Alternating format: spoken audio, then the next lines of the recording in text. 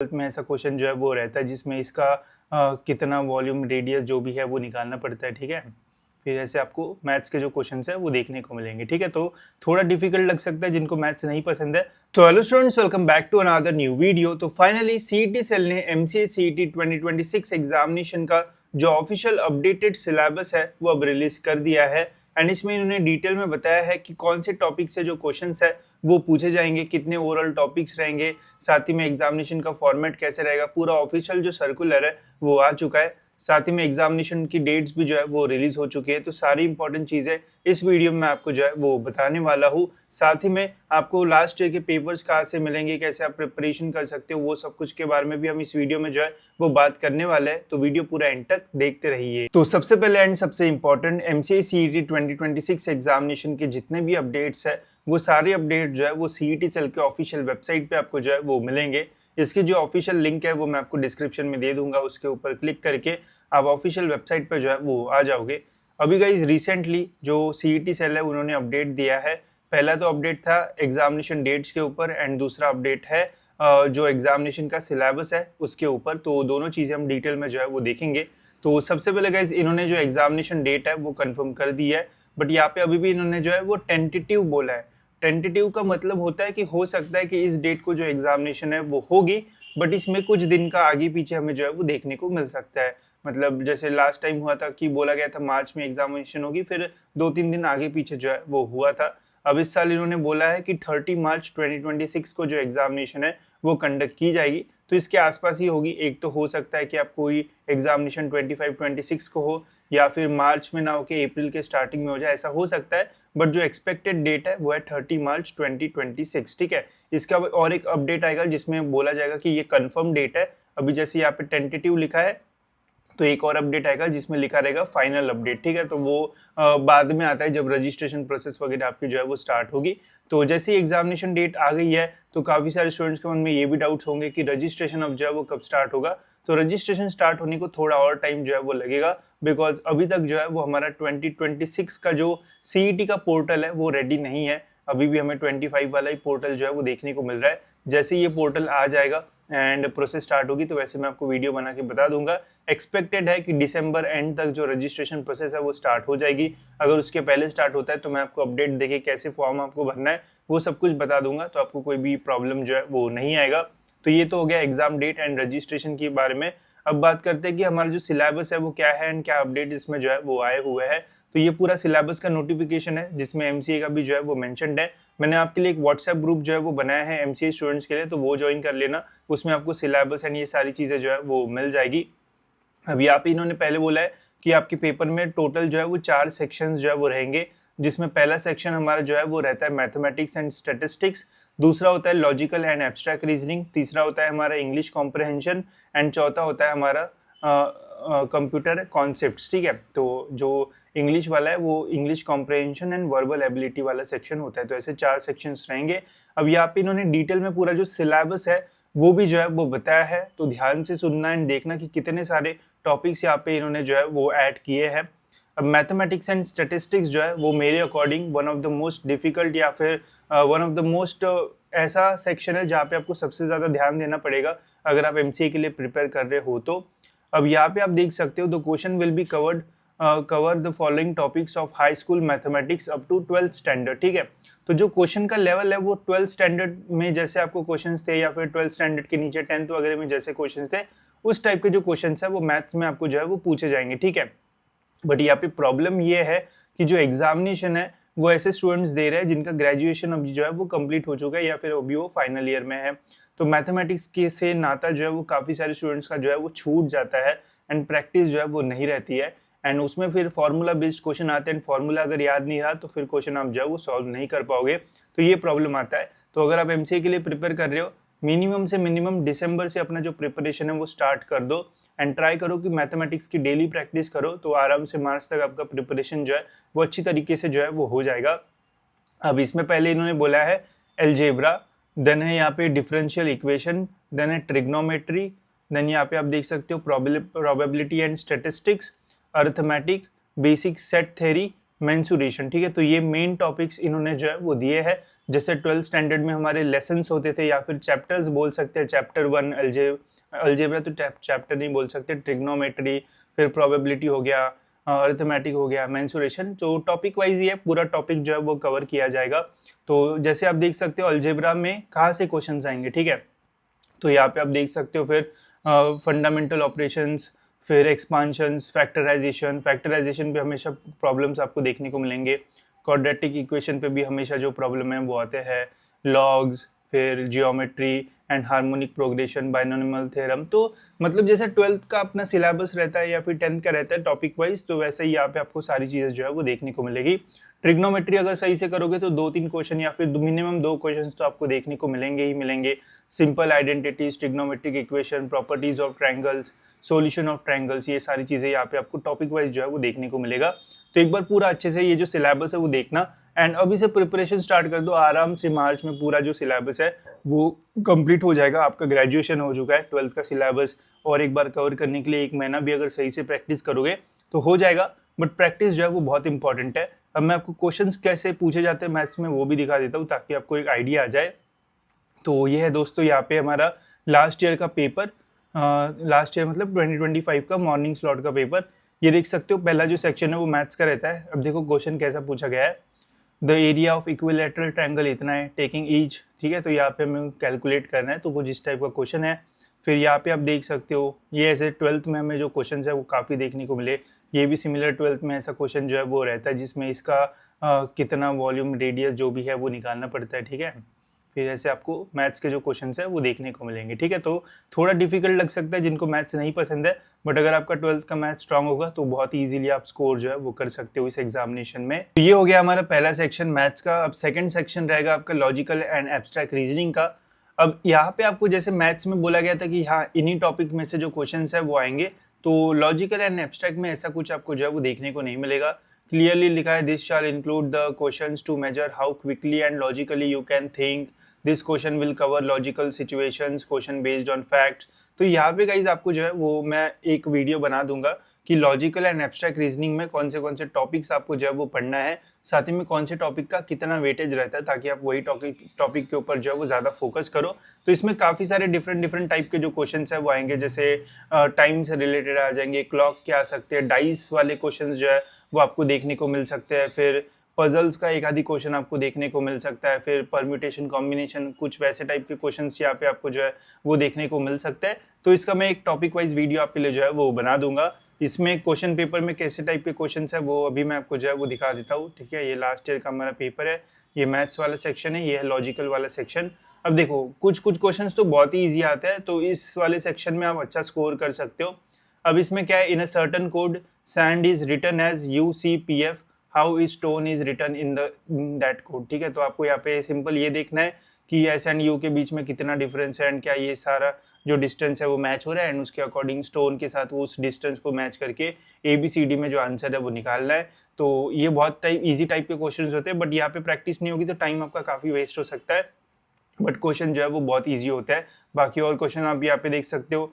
अभी एक सीरीज दे रखी है एंड इस सीरीज में जो नेक्स्ट नंबर है वो क्या रहेगा वो आपको यहाँ पे जो है वो पूछा गया है, ठीक है। तो यहाँ पे कुछ लॉजिक बनेगा तो उसके अकॉर्डिंग आपको यहाँ पे जो है वो क्वेश्चन का आंसर देना पड़ेगा।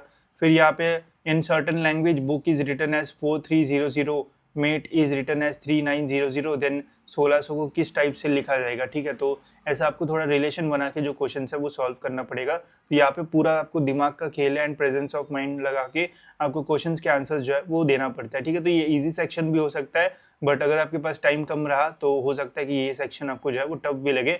तो इसकी भी थोड़ी प्रैक्टिस अगर आप करोगे तो आराम से ये भी जो है वो कवर हो जाएगा। इसके इंपॉर्टेंट क्वेश्चन टॉपिक वाइज कौन से इंपॉर्टेंट टॉपिक्स है उसके वीडियोज़ मैं डाल दूंगा, बस आप टाइम पे वीडियोज़ जो है वो देखते रहना।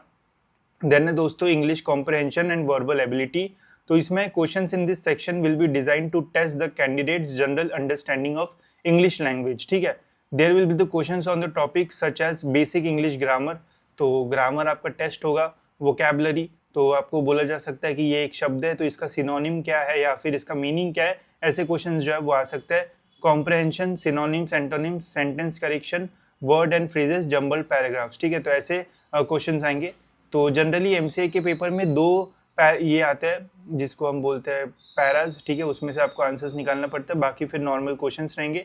तो पेपर में आपको अभी है हमारे पास, तो एक्चुअल में मैं आपको दिखा देता हूँ कि इंग्लिश में किस टाइप का पेपर आया था।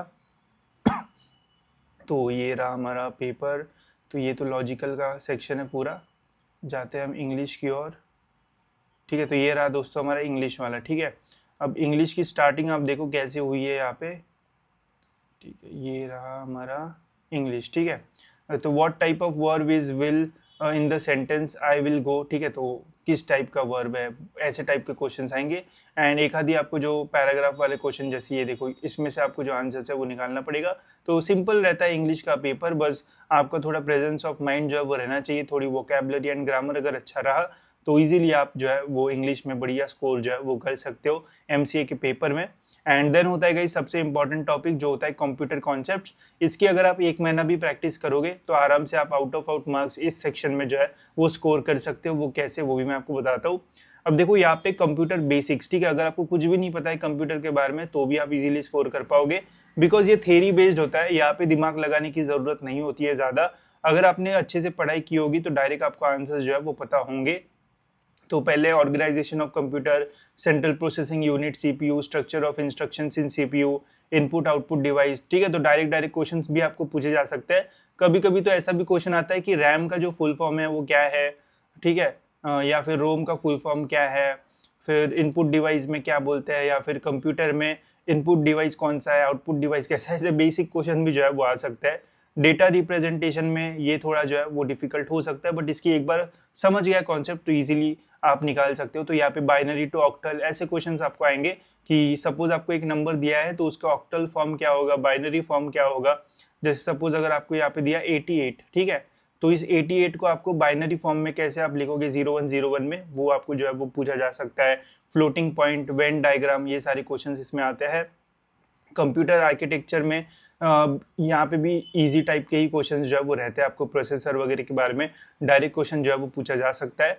एंड कंप्यूटर लैंग्वेज भी जो है वो फाइल स्ट्रक्चर, वो सारे टाइप के क्वेश्चंस यहाँ पे जो है वो आते हैं। तो ये सेक्शन भी जो है वो बहुत ईजी होता है। अगर आप पढ़ाई करोगे तो डायरेक्ट आंसर्स इसके आप जो है वो टिक कर पाओगे पेपर में। तो इसका भी पेपर में किस टाइप के क्वेश्चन आते हैं वो मैं आपको जो है वो दिखा देता हूँ, ताकि आपको एक आइडिया जो है वो आ जाए।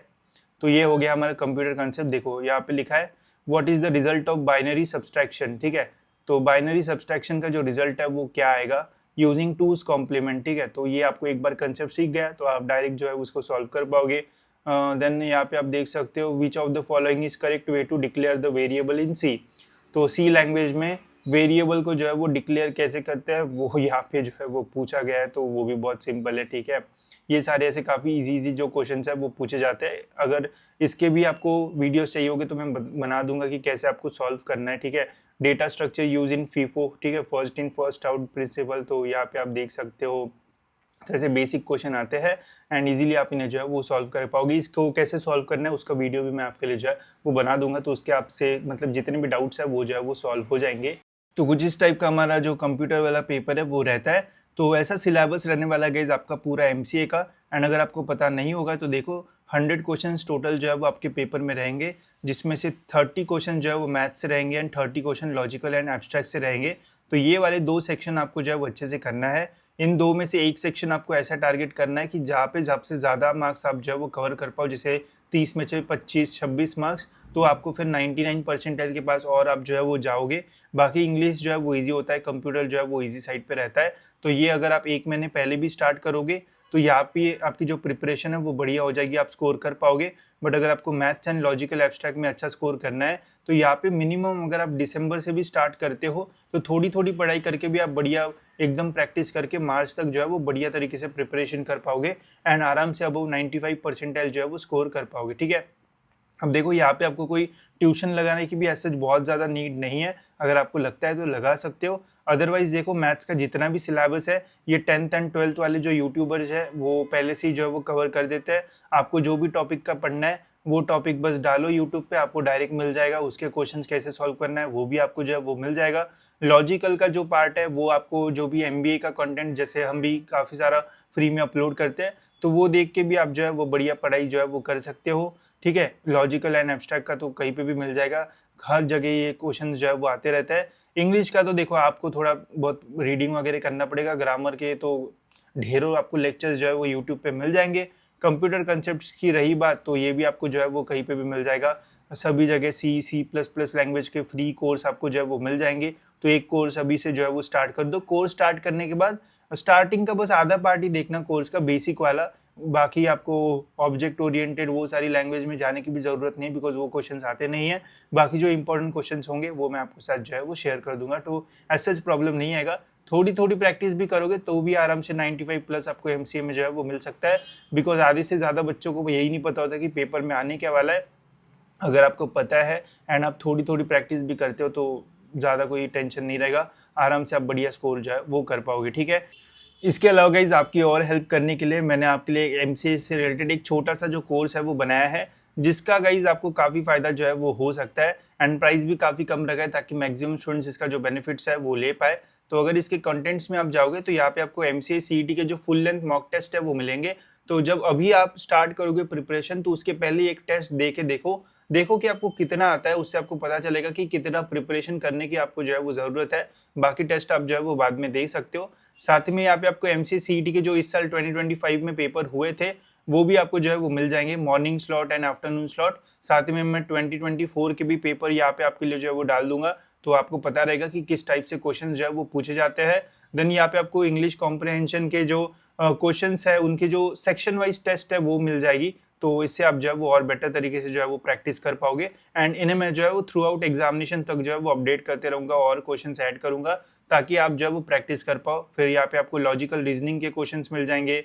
टॉपिक वाइज भी मैंने यहाँ पे क्वेश्चंस डाल दिए, जैसे arithmetic progression, ratio proportion, number of real roots, permutation combination, mensuration, और भी काफ़ी सारी चीज़ें ऐड हो जाएगी, तो आप जो है वो इजीली देख पाओगे। एंड यहाँ पे मतलब कैसे शॉर्ट ट्रिक्स है, ये सारी चीज़ें मैंने डाली है। तो मतलब मेजरली जो है वो फॉर्मूला बेस्ड क्वेश्चंस आते हैं, तो वो सारी चीज़ें यहाँ पे आपको मिल जाएगी, तो इससे काफ़ी हेल्प आपकी जो है वो होगी इस कोर्स से। देन यहाँ पे मैंने कंप्यूटर कॉन्सेप्ट का पूरा फोल्डर ही बनाया है, तो यहाँ पे आप देख सकते हो कोड टेस्ट, फिर यहाँ पे आउटपुट इनपुट वाले क्वेश्चंस, फिर ऐसे मतलब काफ़ी सारे जो सेक्शन वाइज टेस्ट है वो डाले हैं। इनको अगर आप दोगे तो काफ़ी सारी प्रैक्टिस आपकी जो है वो होगी, एंड और मैं इसे जो है वो अपडेट करते रहूँगा, तो थ्रू आउट आपको इससे काफ़ी बेनिफिट जो है वो होगा एंड आपको पता रहेगा कि क्या प्रिपेयर आपको जो है वो करना है।